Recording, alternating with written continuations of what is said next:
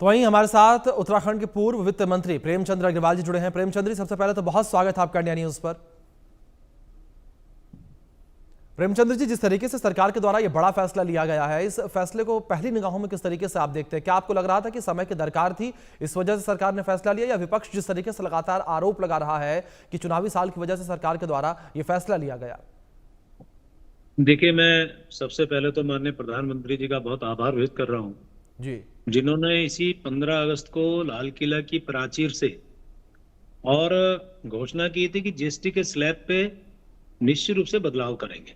जी और उसके बाद जो जीएसटी की काउंसिल की बैठक हो रही है, उसमें सभी राज्यों के साथ बैठ के जो निर्णय हुआ कि जो 12% और 28% के स्लैब है उनको समाप्त किया गया। 5% और 18% से अब जो है लागू होने के बाद पूरी तरह से जनता को राहत मिलेगी, आम जन को राहत मिलेगी, और जो रोजमर्रा की चीजें हैं आम जन को उसको बहुत फायदा होगा।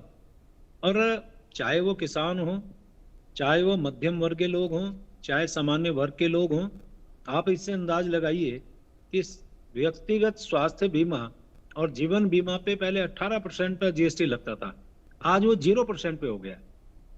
अभी आप इसको इस रूप में लें कि पहले जो बच्चे पेंसिल, कटर, नक्शे, नोटबुक पे 12% जीएसटी लगता था, अब 0% पे आ गया है। ट्रैक्टर, टायर और उसके उपकरण पे 18% लगता था, अब 5% हो गया है। यानी मैंने जैसे किसानों की बात की, जी ट्रैक्टर और सिंचाई प्रणाली पे पहले 12% जीएसटी लगता था, 5% लग रहा है। यानी कि मैं ये कह सकता हूं कि सामान्य तौर पे इसे लागू करना, और वो भी ऐसे समय पे कि 22 सितंबर से लागू हो रहा है। 22 सितंबर का मतलब ये है कि जिस दिन से नवरात्रे प्रारंभ हो रहे हैं, और हमारी जो निर्मला सीतारमन जी हैं, वो मातृशक्ति की प्रतीक हैं। नवरात्रे से जी ये प्रारंभ हो रहा है, और उसके बाद से लगातार जो त्योहार आएंगे तो आम जन को तो इसमें बहुत बड़ा फायदा शुरुआती तौर पे होना शुरू हो जाएगा। बिल्कुल। तो अब कांग्रेस या ये विपक्षी दल क्या कह रहे हैं समय को लेके या किसी बात को लेके, मुझे उनके बात पे इसलिए टिप्पणी नहीं करनी है कि ये तो वो लोग हैं जिनका मकसद सिर्फ विरोध करना है। जी जी विरोध के लिए विरोध करना है, करिए। जी लेकिन मैं तो एक मानता हूं कि आज शेयर बाजार में इतना उछाल आया, इससे अंदाज लगाइए कि लोगों में कितना इसका उत्साह है, लोगों में कितना इसका फायदा होने वाला है। ऐसे स्थिति में कांग्रेस या तमाम हमारे जितने विपक्षी दल हैं उनको तो खुशी जाहिर करनी चाहिए थी। ये तो आम जनता से जुड़ा हुआ विषय है, ये तो बहुत ऐतिहासिक फैसला है, एक बहुत साहसिक निर्णय है। और आप भी जानते हैं कि हमारे माननीय मोदी जी तो साहसिक निर्णयों के लिए जाने जाते हैं। जी वो कब क्या साहसिक निर्णय ले लें, चाहे धारा 370 खत्म करनी हो, जी चाहे राम मंदिर का निर्माण करना हो, 3 तलाक खत्म करना हो, या इस प्रकार से जो भी बड़े फैसले लिए गए हैं, तो ये विपक्ष से पूछ के लिए जाते हैं क्या? जी ये विपक्ष वो है ना जिनके कारण देश का आज हाल को सुधार करने में जिस प्रकार से माननीय मोदी जी ने मेहनत की है, तभी लगातार वो तीसरी बार हमारे देश जी के यशस्वी प्रधानमंत्री बने। नेहरू जी के बाद पहले व्यक्ति हैं जिनको लगातार 3 बार, और वो भी बड़े इच्छा शक्ति के साथ वो हमारे देश के प्रधानमंत्री बने हैं। और जी प्रधानमंत्री ही बने नहीं ऐसा नहीं है, विश्व के आज सर्वाधिक लोकप्रिय नेता भी हैं। 27 ऐसे राष्ट्रों से उनको राष्ट्र का बड़ा सर्वोच्च सम्मान से भी उनको नवाजा गया है। जी ये बौखलाए हुए लोग हैं, ये बिल्कुल हताशा में भरे लोग हैं। बिल्कुल। ये प्रेमचंद्र वो जी, जिस लोग तरीके से विपक्ष का जिक्र आपने किया, जाहिर तौर पर विपक्ष का काम है उंगलियां उठाना, लेकिन दूसरी ओर प्रेमचंद्र जी, एक सवाल और लोगों के जहन में आ रहा है, उस पर मैं आपसे जवाब चाहूंगा कि क्या ये बदलाव राज्यों में जो राजस्व घाटा है उसको बढ़ा देगा? नहीं, इसमें निश्चित रूप से आज भी वो बैठक चल रही है जीएसटी की, जी जीएसटी काउंसिल की बैठक चल रही है, कुछ ना कुछ निर्णय होगा। जी माननीय प्रधानमंत्री जी हमारे जो हैं वो किसी को कभी नुकसान की स्थिति में नहीं जाते। उनका मकसद है जनता को कैसे राहत दी जाए, उनका मकसद है राज्य सब स्थिति अच्छी स्थिति में रहे। ये सब सोच समझ के निर्णय लिया गया है। ये कोई वैसा निर्णय नहीं है, ये अविवेकपूर्ण निर्णय नहीं है, ये बहुत साहसिक निर्णय है और सभी को लाभ देने वाला है, जी आम आदमी को लाभ देने वाला है। इसलिए इसमें तो अभी थोड़ा सा इंतजार करना पड़ेगा, क्योंकि जो लोग इस प्रकार की टिप्पणी कर रहे हैं उनको शायद जानकारी नहीं है कि हमारे माननीय प्रधानमंत्री जी का काम करने का तरीका ही कुछ अलग है। जी। अब दूसरी ओर प्रेमचंद्र जी, एक सवाल यहां पर इकोनॉमिक बूस्ट को लेकर भी बात की जाए तो जिस तरीके से लगातार सरकार का यह भी कहना है कि जो टैक्स स्लैब में बदलाव किए गए हैं, इन बदलावों से इकोनॉमी को भी बूस्ट मिलता हुआ नजर आएगा। प्रेमचंद्र जी, मैं आपसे समझना चाहूंगा किस तरीके से इकोनॉमी को आगे चलकर बूस्ट मिलता नजर आएगा। नहीं, आप देखिए ना, जब टैक्सेस के जो स्लैब कम होंगे जी तो स्वाभाविक रूप से आम जनता को जो चीजें खरीदने में आसानी होगी जी और उससे निश्चित रूप से जो हमारी अर्थव्यवस्था है उसमें उछाल आएगा। जी।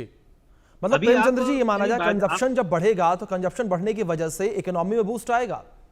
बिल्कुल आएगा। ये एक कहावत है, मैं जी चूंकि एक वैश्य परिवार से जुड़ा हुआ हूं, हमारे यहाँ यह कहा जाता है लेस प्रॉफिट मोर सेल। जी और यही बात यहाँ पे मैं लागू करने के लिए कह सकता हूं जी कि यदि हमारा स्लैब कम हुआ है तो सेल यानी कि हमारे जो कंजम्पशन है वो बढ़ेगा। जी यदि वो बढ़ेगा तो अर्थव्यवस्था में उछाल आएगा स्वाभाविक रूप से। जी जी तो ये तो अंडरस्टूड है। जी। दूसरी ओर एमएसएमई को लेकर भी प्रेमचंद्र जी लगातार कई सारी बातें कही जा रही थी कि जीएसटी के इस ढांचे में एमएसएमई और छोटे कारोबारियों के लिए यहां पर किस तरीके से आसानी जो है वो आने वाले समय में देखने को मिलेगी, क्योंकि सरकार लगातार इस चीज को लेकर भी फोकस करती रही है कि जो एमएसएमई है उन पर फोकस किया जाए, उनके लिए चीजें आसान हो और सरलता से वो अपने काम को कर सके, और जो लोगों की मांग है वो मांग एमएसएमई के माध्यम से पूरी हो ताकि एमएसएमई को भी उससे मुनाफा हो और दूसरी ओर लोगों की मांग जो है वो लोकल लेवल पर ही पूरी हो सके। नहीं, मैंने कहा ना, जो एमएसएमई से जुड़े हुए सामान हैं उनका भी जो जीएसटी स्लैब है वो कम किया गया है। जी अब आप देखिए, सिलाई मशीन और इसके पार्ट्स पहले 12% थे, 5% पे हो गए। जी बच्चों की जो जो नैपकिन और क्लिनिकल उनके जो डायपर्स थे पहले 12% थे, वो 5% पे हो गए। बर्तन पहले 12% था, 5% पे आ गया। इसी प्रकार से पैकेज जो नमकीन, भुजिया, इस टाइप की आइटम थी, जो हमारे एमएसएमईज के जो हमारे बंधु जो इस प्रकार के काम करते हैं तो उनको 12% पहले जीएसटी इस पे लगता था, 5% लगेगा। ऐसी बटर, चीज, घी, डेयरी मिल्क या डेयरी उत्पाद 12% स्लैब से 5% पे ले आए। तो ये एमएसएमई पे तो उछाल आएगा स्वाभाविक, उनको तो फायदा होगा। जब आपका जब जी सेल बढ़ेगी तो स्वाभाविक रूप से उनको उसका सीधा सीधा फायदा होगा। जी। दूसरी ओर लगातार एक सवाल प्रेमचंद्र जी उठता रहा है, वो है पेट्रोल डीजल को लेकर, तेल को लेकर।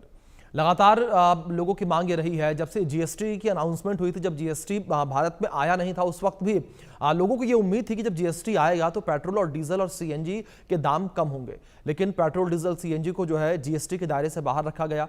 तो ऐसे में क्या ये माना जाए कि भविष्य में पेट्रोल डीजल के दाम भी जीएसटी के दायरे में आ सकते हैं उन्हें कम करने के लिए? क्योंकि लगातार इसमें यह भी कहा जाता है कि जो राज्य सरकारें हैं उनकी मनमानी जो है वो भी देखने को मिलती है, क्योंकि राजस्व का बहुत बड़ा घाटा राज्य सरकारों को होगा। आपको भी जाहिर तौर पर पता ही होगा कि किस तरीके से एक राज्य को कितना बड़ा मुनाफा पेट्रोल, डीजल, सीएनजी से होता है। देखिए, इसमें तो ये बात ठीक है आपने कहा, उसे जीएसटी के दायरे में लाना चाहिए, लेकिन चूंकि अभी उसको जो आज की व्यवस्था है वो वैट उस पर लागू होता है जी और वैट सीधा सीधा प्रदेश सरकार पे निर्भर करता है। जी आज जो हमारे विपक्षी साथी कहते हैं पेट्रोल डीजल के रेट ज्यादा हैं, तो अपने यहाँ वैट की दरें घटा दें, जी तो वहां पे तो कम से कम उनका पेट्रोल डीजल का रेट कम हो जाएगा। क्योंकि जो अंतरराष्ट्रीय बाजार हैं वहां के रेट पर निर्भर करता है हमारे यहाँ के जो पेट्रोल डीजल के जो रेट हैं। फिर उसके बाद आप जो वैट लगा रहे हैं वो उस पर इंक्लूड होता है। यदि आपने वैट का रेट ज्यादा रखा तो स्वाभाविक रूप से वो रेट आपका ज्यादा होगा। यदि आप अपनी जनता को राहत देना चाहते हैं तो क्यों नहीं विपक्षी जो दल हैं वो अपने अपने राज्यों में इसकी शुरुआत कर दें। लेकिन चूंकि ये सब नहीं करना है और सीधा आक्षेप लगाना है, आक्षेप लगाने के लिए लगाइए, लेकिन आप भी जानते हैं वैट अभी जो पेट्रोल और डीजल है उस पर वैट लगता है और वैट का जो दायरा है वो सीधा सीधा प्रदेश सरकार से जुड़ा है। जी।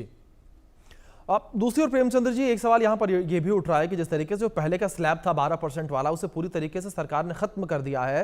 तो इस बीच कुछ चीजें ऐसी हैं जरूरतों की जो कि 18% के स्लैब में चली गई हैं, जिसको लेकर लोग भी बड़े चिंतित नजर आ रहे हैं। जिसमें पेट्रोल, एलपीजी, सीएनजी कार जो कि 1200 सीसी या उससे ऊपर की हैं, इनकी 4 मीटर लेंथ उससे ऊपर है, ये कारें, डीजल हाइब्रिड कार। दूसरी ओर टेक्सटाइल फुटवेयर को लेकर बात करें, मार्बल ग्रेनाइट को लेकर बात करें, लेदर को लेकर बात करें, या एक सबसे महत्वपूर्ण पॉइंट इसके अंदर वो भी है, वो है बैटरी का। क्योंकि बैटरी का इस्तेमाल काफी ज्यादा गाड़ियों से लेकर किसानों से लेकर हर कोई करता है। जो पहले 12% में थी वो अब उठकर सीधे 18% पर पहुंच गई है। नहीं, देखिए, समझने की बात है जी कि आपने पहले तो 28% और 12% को खत्म किया है। जी ये कोई छोटी राहत नहीं है। जी और आप ये भी मान के चलिए कि जहां जी आपके जी जो दरें हैं 28 से 18 पे लाए हैं, जी कहीं को 18 से 12 पे लाए हैं। यदि मान लिया आपने कहा हमारी जो पेट्रोल डीजल वाली बात कही, तो 12 सीसी तक की जो पेट्रोल और पेट्रोल हाइब्रिड एलपीजी और सीएनजी कार है, पहले उस पे जो ऐसी वस्तुएं तो उन पे पहले 28% वो जीएसटी लगता था, अब 18% है, यानी कम हुआ है। तो उसी प्रकार से 15 सीसी तक की डीजल से जो हाइब्रिड कारें हैं, वो पहले 28% उस पर जीएसटी लगता है, आज 18% लग रहा है। तिपहिया वाहन पे पहले 28% लगता है, अब 18% लग रहा है। 350 सीसी इंजन क्षमता से कम की जो मोटरसाइकिल है, उस पर पहले 28% लगता था, अब 18% लग रहा है। ऐसी वस्तु ढुलाई में जो होने वाले जो उसके जो लॉरीज थी, वाहन जो थे, उस पर 28% 18% किया है। ऐसी आप जो एयर कंडीशनर है, जी उनका 28% से 18% हम लाए हैं। इसी बिल्कुल प्रकार प्रेमचंद्र से जी, जिस तरीके से आप जिक्र कर रहे हैं कि ऐतिहासिक बदलाव ये कहा जा सकता है जिस तरीके से सरकार के द्वारा लाया गया, लंबे समय से दरकार भी इसकी थी। फिलहाल बातचीत के लिए बहुत शुक्रिया प्रेमचंद्र जी, अपना कीमती वक्त इंडिया न्यूज को देने के लिए। इस बीच आप कई और नेताओं के रिएक्शंस निकलकर सामने आए हैं, क्या कुछ कहना है उनका, आप देखिए। माननीय प्रधानमंत्री जी ने लिया है, जो हमारे मध्यम वर्गीय परिवारों के लिए एक बहुत बड़ी खुशी की खबर है। आपने देखा, माननीय प्रधानमंत्री जी ने लाल किले की प्राचीर से कहा था कि दिवाली से पहले पहले सभी मध्यम वर्गीय परिवारों को बड़ा एक गिफ्ट मिलेगा, बहुत बड़ा उपहार मिलेगा। और कल माननीय वित्त मंत्री जी ने जीएसटी में जो एक महत्वपूर्ण बदलाव है वो घोषित किया है, जो कि नवरात्रि के पहले दिन से लागू होगा। हमारे मध्यम वर्गीय परिवारों के जीवन में काम में आने वाली प्राय हर चीज़, चाहे खाने से संबंधित हो, चाहे पहनने से संबंधित हो, चाहे बच्चों की पढ़ाई से संबंधित हो, चाहे घर में टीवी स्कूटर से संबंधित हो, चाहे घर में वॉशिंग मशीन से संबंधित हो, हर चीज़ पर जीएसटी की दरें एक बड़ी मात्रा में कम की गई है, जिससे कि हमारे जन जन के जीवन में, हमारे मध्यम वर्ग परिवारों के जीवन में, हमारे गरीब परिवारों के जीवन में एक बड़ी खुशी की लहर है। मैं माननीय प्रधानमंत्री जी को साधुवाद देना चाहूँगा, धन्यवाद देना चाहूँगा। माननीय वित्त मंत्री जी को धन्यवाद देना चाहूँगा। जीएसटी की बैठक हमारे सभी वर्गों के लिए गुलदस्ते की तरह है, जिससे सभी क्षेत्रों को कवर किया गया है। और वो क्षेत्र जिसमें बड़ी आबादी कवर करती है, मैं मान कर चलता हूँ कि इस पूरे लाभ को हमारे देश के 90% से ज़्यादा आबादी, लगभग 125 करोड़ से ज़्यादा लोगों को लाभ मिलेगा। ये प्रधानमंत्री का ही कलेजा हो सकता है कि वो अपने देश की आर्थिक ताकत को भी बढ़ाए रखने की स्पीड बनाए रख रहे हैं। तो इसी कारण से भारत आज दुनिया की चौथी अर्थव्यवस्था में आया है और तीसरी की तरफ बढ़ रहा है। लेकिन ऐसे माहौल में वो अपने लिए दिल खोल करके सभी वर्गों की ताकत बढ़ाने के लिए भर पल्ले उनकी जितनी ताकत हो सकती है, टैक्स की छूट देकर भी सभी चीज़ों को प्रोत्साहित कर, जैसे एमएसएमई सेक्टर, हमारा लघु कुटीर उद्योग और सभी इंडस्ट्रियों को लाभ मिलेगा। एक तरह से सब वर्गों का ध्यान रखते हुए जो लिए गए निर्णय वाकई ये ऐतिहासिक है। मेरी अपनी ओर से वित्त मंत्री जी को बधाई, माननीय प्रधानमंत्री जी को बधाई। हमारी सरकार त्वरित गति से इन सब क्षेत्रों में और काम करेगी ताकि जनता को लाभ मिले। कि जो सामान्य जनता है, इनके पैसा से सारा टैक्स आता है, जहाँ से भी आता है इनको टैक्स भरना पड़ता है। इसलिए जहाँ जहाँ संभव है इनको राहत देना चाहिए। तो काफ़ी दिन से चर्चा हो रही थी, सरकार के पास सफिशिएंट और टैक्स आ रहा है जीएसटी में, तो सरकार को लगा कि आम जनता को राहत देना चाहिए। इसलिए बहुत बड़ा स्टेप, बहुत अच्छा स्टेप्स है। लोगों को उम्मीद नहीं थी कि इतना राहत मिलेगा। गाड़ी से, कंप्यूटर से, मोबाइल से लेकर के कपड़ा तक, सब हर दवाई तक, हर चीज़ में लोगों को राहत मिला है। जो आम जनता के काम आती है उसमें राहत मिल रहा है। इससे एक साबित होता है कि देश आर्थिक दृष्टि से और सशक्त है और जनता भी टैक्स देने के लिए घबराती नहीं है। इसीलिए उनको ये लाभ मिलना चाहिए था। सरकार को धन्यवाद। पर्व और त्योहारों से पहले मोदी सरकार ने आम आदमी को बड़ी राहत दी है। दुर्गा पूजा, दीपावली और छठ पर इस बार मन झूम उठेगा और लोगों को सरकार ने जीएसटी अब कम करके राहत दी है। जीएसटी स्लैब में बदलाव से आम दिनचर्या की बहुत सी चीजें सस्ती हो जाएंगी। दिल्ली में बुधवार को जीएसटी काउंसिलिंग की 56वीं बैठक हुई और इस बैठक में ही कई अहम प्रस्तावों पर मोहर लगी। आपको बता दें कि अब सिर्फ 2 जीएसटी स्लैब 5% और 18% होंगे। जीएसटी स्लैब 12% और 28% को समाप्त कर दिया गया है।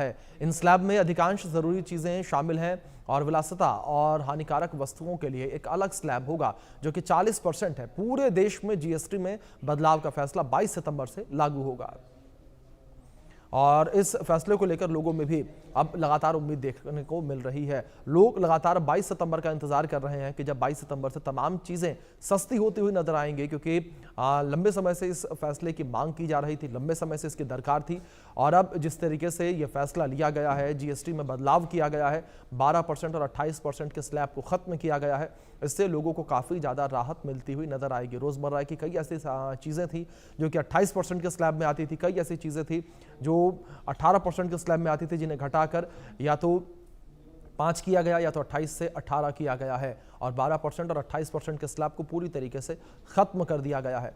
तो हर वर्ग का ध्यान यहां पर रखा गया है। मध्यम वर्गीय परिवारों को लेकर बात करें, किसानों को लेकर बात करें, तो सभी का ख्याल इस फैसले के माध्यम से रखा गया है, क्योंकि कृषि से जुड़े हुए तमाम जो उपकरण हैं वो भी अब सस्ते होते हुए नजर आएंगे।